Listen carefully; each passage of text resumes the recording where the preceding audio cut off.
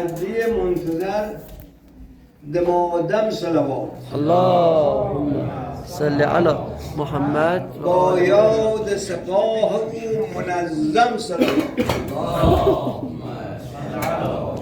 گر همسفری غیاب مولا هستی پیوسته و عاشقانه محکم صلوات صل على محمد و آل محمد السلام على الحسين وعلى علي بن الحسين وعلى اولاد الحسين وعلى اصحاب الحسين.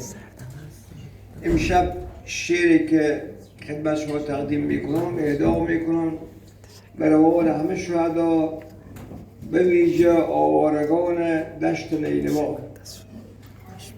زخم درون سینه چه زیبا شکفته است، زخم درون سینه چه زیبا شکفته است، چون دشت لاله حمرا شکفته است. آن عقده ها که در دل زینب نگفته ماند، همراه و آه و ناله صد جا شکفته است. داغی که بود ریشه آن از تنور عشق، در تار و پود رگ صحرا شکفته است. خاری به پای طفل صغیری حسین رفت، اینک از آن تراوت گلها شکفته است. از خطبه ها که از دختر زهرا چه گویم، در قصر فتنه تابش قوقا شکفته است. از لایه نهان وصایای مرتضی عباس را، از لایه نهان وصایای مرتضی عباس را صلابت پیدا شکفته است.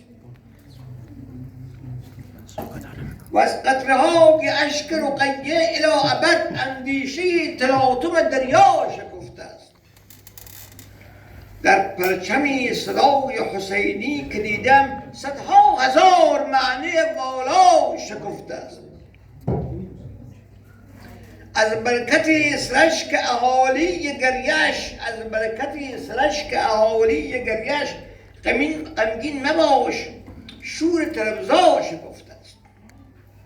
باغ گل است منظر فریاد ما حسین، آنجا بهار باب تماشا شکفته است. یک شب بیا و دفتر دل را ورق بزن، در برگ خاطره رویا شکفته است. عطر بهار شیون ما را ندیدی، از لرزه هاش بوی گلابا شکفته است.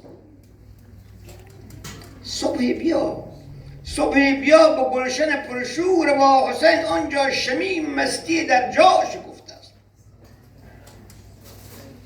ای تشنه شرافت سرشار معرفت، در خم عشق نشه صحبا شکفته است. نازم به بیکرانه بحوری کلام، آنجا هزار لولی لالا شکفته است. مجنون کربلای حسینم که درد من در پیشتاب گیسوی لیلا شد.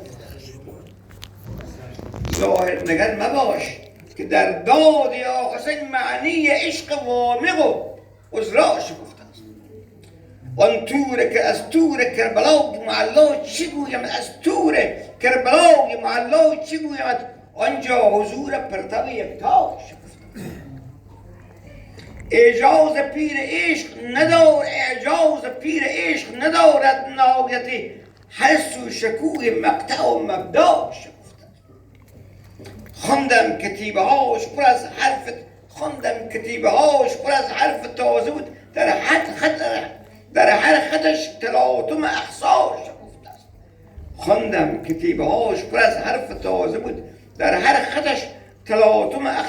شکفته است. ای دل حدیث عزت او را نخواندی، در قبه هاش کتر معلا شکفته است.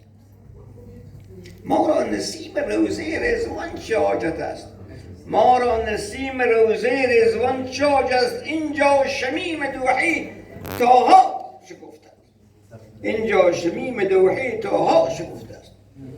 رفتم به کربلا معلا و زیارتش، رفتم به کربلا معلا و زیارتش، از هر طرف صدای خدایا شکفته است. صدها هزار وادی ایمن در اون با دیار، صدها هزار سینا شکفته است. از آستین معجزهای ولایتش در هر دقیقه ید بیضا